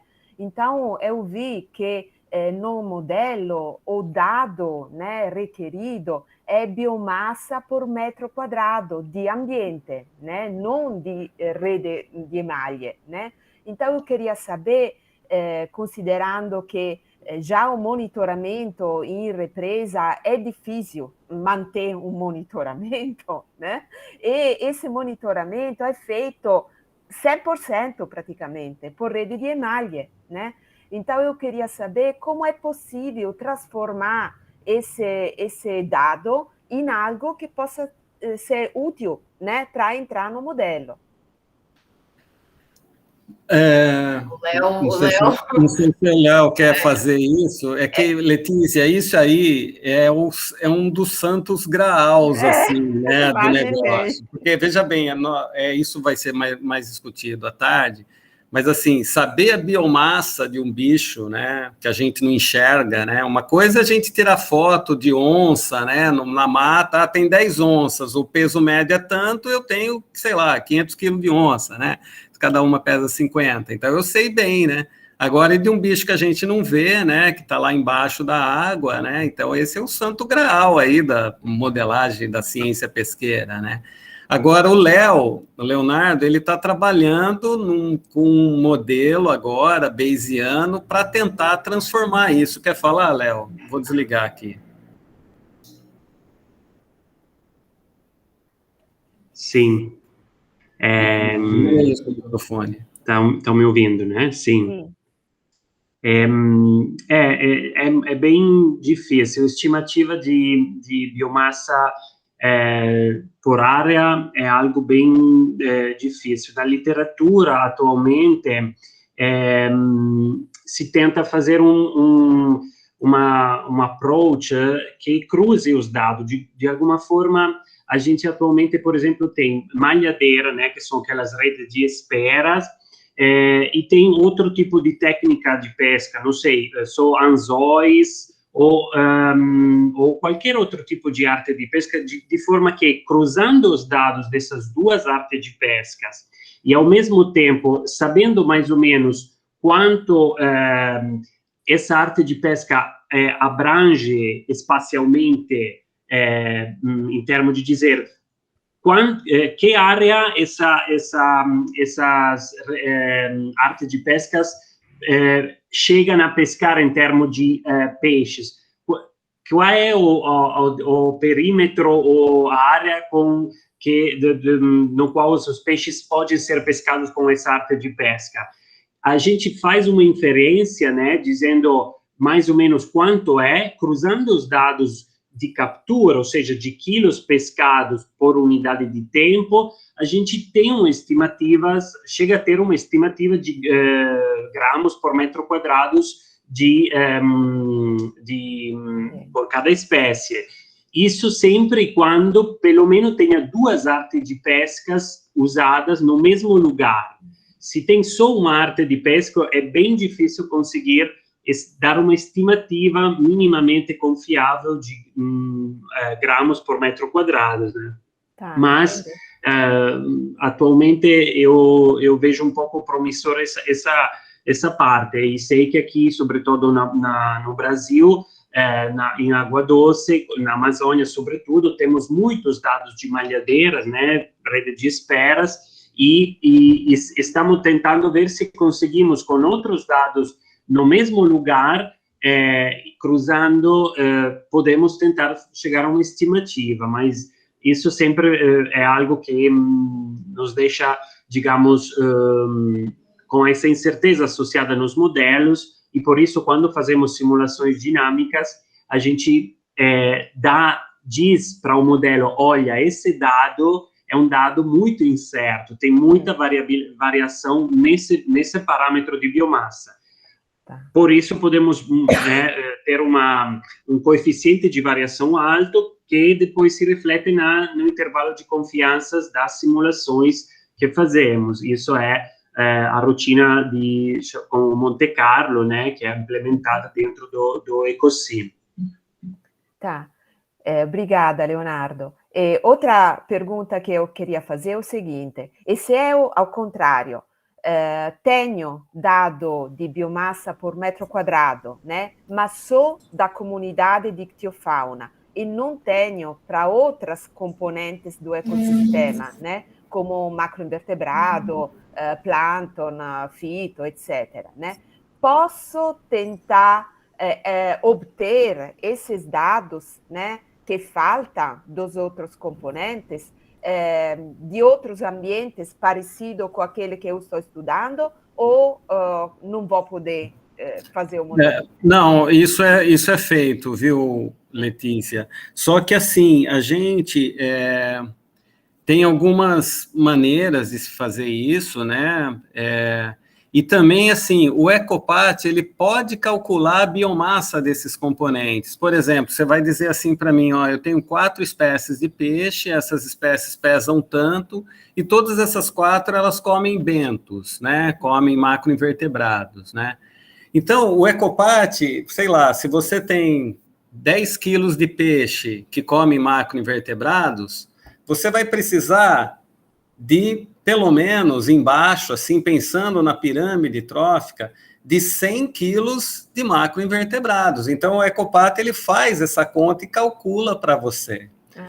Você só não vai precisar de 100 quilos de macroinvertebrados se aqueles macroinvertebrados têm uma taxa reprodutiva muito alta, né? Porque vocês sabem, né, que um ecossistema aquático, ele pode ter uma pirâmide trófica invertida, né? Isto é, pode ter mais predador do que presa, né? Desde que a produção dessas presas seja muito alta, né? Então, isso pode acontecer. Nesse sentido, essas taxas de produção e consumo, elas, né, a gente diz, elas viajam melhor de um modelo para outro. Ah, você tem a mesma espécie aqui, eu tenho a mesma espécie lá, a produção, né, crescimento e o consumo dessa espécie nesse outro lugar. Por quê? Porque, assim, as espécies não são tão diferentes de um lugar para outro, mas já a biomassa já é um pouco difícil você pegar a biomassa de um ambiente e colocar como valor para o seu ambiente. Tá. Né? Então, viaja menos, né, o parâmetro biomassa. Tá? Mas, assim, essa história de malhadeira em todo lugar, né, não mede.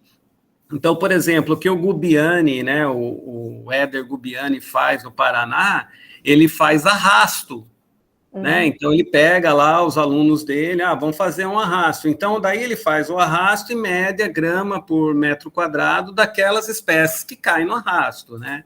E depois o Ecopat, ele faz um cálculo das outras espécies que não caem no arrasto.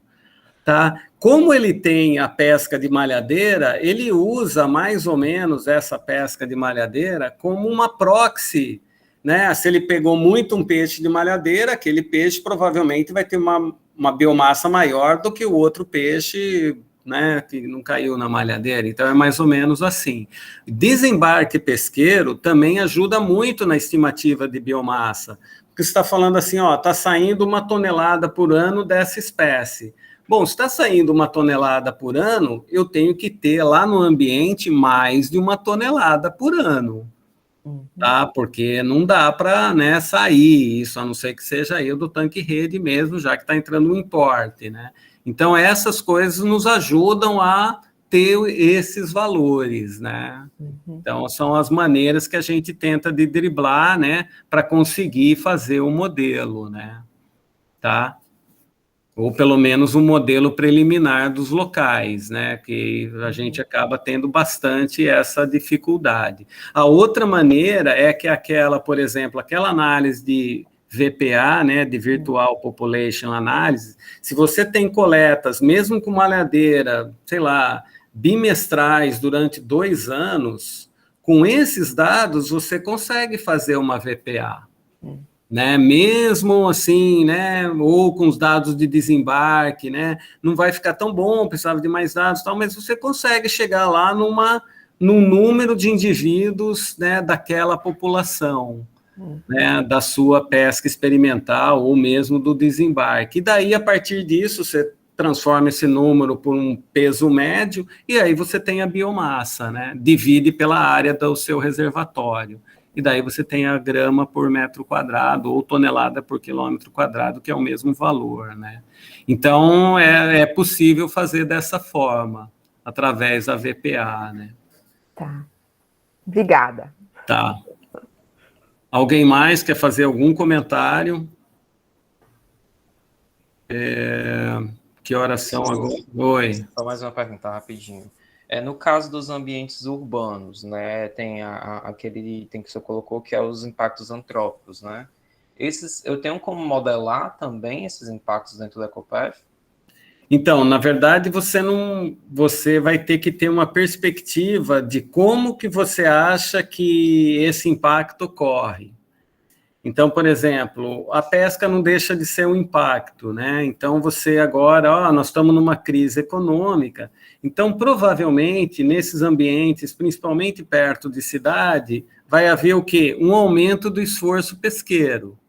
Então, você tem hoje, por exemplo, vamos supor que você tenha hoje uma medida de esforço pesqueiro no seu ambiente. Então, você pode falar assim, bom, você coloca essa medida, né, de uma forma ali dentro do modelo, e depois, na hora de simular temporalmente, vamos aumentar em 20%, né, já que nós estamos numa crise econômica, então tem mais gente pescando. Então, vamos aumentar em 20% a captura das nossas espécies que são normalmente capturadas pela pesca e vamos ver o que ocorre. Então, isso é uma maneira, né? Está caindo a qualidade de água. Então, a gente entra com uma forcing function, que a gente chama função forçante, diminuindo lá essa qualidade de água pode afetar o fitoplâncton e aí, por cascata trófica, vai afetar os outros ambientes, os outros componentes do sistema, né? Então, essa é uma maneira, né? Você tem que o quê? Transformar esse impacto, né, inteligível para o modelo, é isso que a gente faz. Não sei se respondeu. Alguém mais quer fazer alguma coisa? Tá. Para alguns desses ambientes, para algumas dessas, por exemplo, o Leonardo vai explicar mais para frente o que a gente chama de resposta, não é resposta funcional, Environmental response. Resposta ambiental, né, que do trabalho dele do Atoll, ele colocou dados do IPCC. Então, o que ele falou, né, vou dar o spoiler aqui. Ele falou assim, olha, essa espécie, ela vive num range de temperatura que vai de tanto a tanto, né? Essa outra vive num range de temperatura de tanto a tanto. Então, ele pegou essas informações aí, depois ele explica direito de onde vem. Daí, ele coloca no modelo os valores de temperatura previstos do IPCC até 2100 e roda o modelo. Então, se aqueles valores do intervalo ou ótimo, né, de temperatura que a espécie vive, é muito diferente da temperatura que o IPCC está prevendo, aquela espécie começa a cair. Por quê? Porque aquele valor vai atingir a produção por biomassa, o crescimento dessa espécie. Então, essa espécie vai tender a cair. Daí, essa espécie tende a cair, vamos supor que ela seja um predador de uma outra espécie, e o range dessa outra espécie tem um largo espectro, né? Ele é largo. Então, daí essa outra espécie, ela, além de a temperatura não afetar tanto, ela perde o predador, então ela vai tender a subir, tá certo? Então, é mais ou menos assim que o modelo vai funcionar, né? Mais ou menos assim que o modelo vai rodar. Mas aqui eu já estou dando spoiler, né? A gente só fez aqui a cena introdutória do filme, né? Tá? Então, eu já estou falando lá na frente como que vai acontecer. Alguém mais? Ninguém mais quer falar nada? Eu lembro também vocês que eu estou falando toda hora aqui, Alice, faz a simulação, tal, mas muitos modelos, eles param no modelo estático mesmo. Então, por exemplo, a Laiane, a tese da Laiane, meio contra a minha vontade, né, vai ser defendida com 2 modelos EcoPat e estáticos comparando os atributos um contra o outro, um modelo contra o outro. Por que nesse modelo a produção primária por respiração é maior do que nesse? Então, ela vai fazer essa comparação, né? O orientador dela falou que não dá tempo de fazer as simulações, né, que eu queria fazer também e tal, mas é isso, né? Vai fazer com modelos estáticos, né? Como ela tem 2 modelos, fica mais fácil, os modelos são similares, né? Tem uma diferença bem grande entre então, um aspecto, né, que é a presença maciça de macroalgas num dos ambientes, né? Então, a gente vai conseguir fazer um bom trabalho com isso, né? Mas, assim, o que a gente... É aquilo, né? Modelo, fez modelo, quero saber o que vai acontecer, responder aquelas famosas perguntas e se, né? E se eu fizer isso? E se eu fizer aquilo? E se eu jogar uma espécie exótica aí, né? O peixe-leão, né? Tem um trabalho do Bornatovski lá no sul, né? Que é o peixe-leão, né? É leão, né? Aquele exótico que está invadindo aí, né? Então, ele fez essa simulação lá, simulou se o leão entrar ali, vai ser uma catástrofe ali para o ambiente, tá? Então, simulou no tempo, só que aí tem um problema o modelo dele. Por quê? Porque como ele não tinha nenhuma série temporal, ele simulou nas nuvens, que a gente diz, né? Você simula, mas você não calibrou o modelo, bom, mas isso é mais um pouco para frente. De qualquer forma, esse primeiro modelo, onde você consegue fazer uma estrutura, né? Você ter uma ideia, né? Se aquele modelo é realístico ou não, né? Por isso que a suposição do balanço de massas que tem o modelo, né? Tudo que entra no componente tem que sair, né, ela é uma suposição até razoavelmente forte, né, muita gente nem gosta do modelo EcoPat em parte por causa dessa suposição forte, porque a gente sabe que os compartimentos estão toda hora, né, numa dinâmica muito grande, né, mas essa suposição, ela é interessante, né, então eu já avaliei trabalhos onde o cara colocou lá uma quantidade de baleias que o plâncton não suportava aquela quantidade enorme de baleias, né, Isso era evidente, a não ser que as baleias migrassem, e nesse lugar elas não se alimentassem tanto como tivessem já se alimentado. Então, esse controle, esse estudo, né, do ambiente, ele é bastante importante e bastante interessante, né? Acho que vale a pena esse modelo estático fazer justamente para depois começar a ter noção, né, das ideias, aquilo que eu falei, né? Se você tem na sua mata 10 onças, cada onça pesa 50 quilos, né, e essas onças não estão matando bezerro, cabra de fazendeiro, você tem que ter pelo menos, bom, você tem 500 quilos de onça, você vai ter que ter pelo menos 5.000 quilos de javali, né, para sustentar essas onças dali, ou 5.000 quilos de paca, de todas as presas das onças ali, né, senão você não consegue ter, né. Então, ter essa noção, né, ela faz parte do nosso estudo, né, por isso que até muitas vezes, né, é melhor você ter, no caso dos reservatórios, é melhor você ter a biomassa do predador de topo, porque a partir de ter uma biomassa do predador de topo, o modelo calcula para você a base da pirâmide, ou pelo menos a base mínima que a pirâmide tem que ter para sustentar esse predador de topo. Fala, Gisela. Então, Ronaldo, agora você falou essa questão do balanço, e aí surgiu uma dúvida, talvez seja bem basal, assim, mas que eu fiquei na dúvida, porque uma das coisas que eu quero mostrar na Baía de Guanabara é que, por conta da eutrofização, você tem um acúmulo muito grande da produção primária. Eu não acredito que essa produção está sendo consumida. E aí, quer dizer, ela provavelmente está sendo respirada no fundo, afundando. Mas aí, isso, se eu trabalho com balanço, né, o que é produzido vai ser consumido, eu vou conseguir ver com o meu modelo provavelmente uma sobra, um acúmulo de biomassa? Não, né? Só um momentinho, Gisela, podia repetir? Então, a hipótese básica assim, que eu queria testar, né, é justamente a base da cadeia, né, o produtor primário, o fitoplâncton. Certo. Ser eutrofizado é uma produção muito alta de um fitoplâncton, muitas vezes de uma qualidade que não é tão consumido, se por exemplo. E aí, provavelmente, isso é perdido, né? Afunda e incrementa aquele sedimento. Vai para o detrito, Eu acredito que o bentos, mesmo abundante, consiga... O que eu estava querendo tentar mostrar com o modelo era esse acúmulo, né? Mas agora eu nunca tinha pensado nisso. Se é balanço, eu não sei se isso é... Não, ele vai acumular. Ele mostra isso para mim? Ele vai mostrar, sim. Tá. Ele vai mostrar. Aí só você vai ter que ter uma saída, né? Porque o zooplâncton, ele vai estar sendo predado por alguém, né? Isso. Mesmo que a gente coloque lá uma caixinha predador de zooplâncton para tirar um pouquinho, né? Para fazer uma intervenção aí, né? A princípio ele vai acumular, ele vai poder. Mas é só a questão do acúmulo dentro de um... Eu acho ele vai acumular, sim, porque daí é o detrito, né? É o quanto está sendo produzido, não está sendo consumido na teia, né? Porque não tem, o consumo não é tão grande quanto a produção e a biomassa, então ele realmente vai acumular, sim, no detrito. Então, não é um problema isso? Não há, porque daí aumenta a mortalidade natural, né? É isso que ocorre.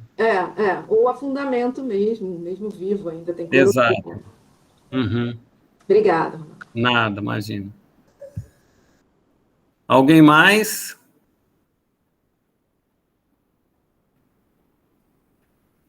Mais uma vez, tá? Se alguém quiser, mas e isso, pode ficar à vontade, né? Bom, eu não sei se eu passei, então, né, os horários para vocês, né? A ideia é começar às 8h30, terminar às 11h30, começar às 1h30 e terminar às 5h, tá? Agora já são 11h15, eu acho que eu vou parar, né, e a gente volta 1h30, então, tá bom? Eu não sei se eu deixo ligado aqui, se alguém quer conversar com alguém, porque se eu saio, a sala fecha, né, porque sou eu quem abre a sala, né? Mas não consegue sair sem fechar, não? Eu não sei. Eu vou deixar ligado, eu também posso deixar ligado, que eu vou para casa agora almoçar, tá? E aí a minha ideia é voltar 1h30, então. Tudo bem para vocês? Tá bom assim esse horário? Parece que é razoável, né? Um horário assim, né? Que daí deixa ligado, qualquer coisa, alguém escreve no chat, fica aqui, né? Alguma dúvida, alguma coisa. Certo. Tá, eu já descobri, uma pessoa me mandou um e-mail aí, falou que não recebeu o link. Bom, mas agora eu mando para ela, ela entra, então. Acho que você tem que parar de gravar, tá, Ronaldo? Ah, sim, melhor, né? Para não ficar aí um branco na gravação. E, de qualquer forma, a gente pode desligar e 1h30 a gente entra de novo. Exato, ao mesmo link, amanhã vai ser o mesmo link também.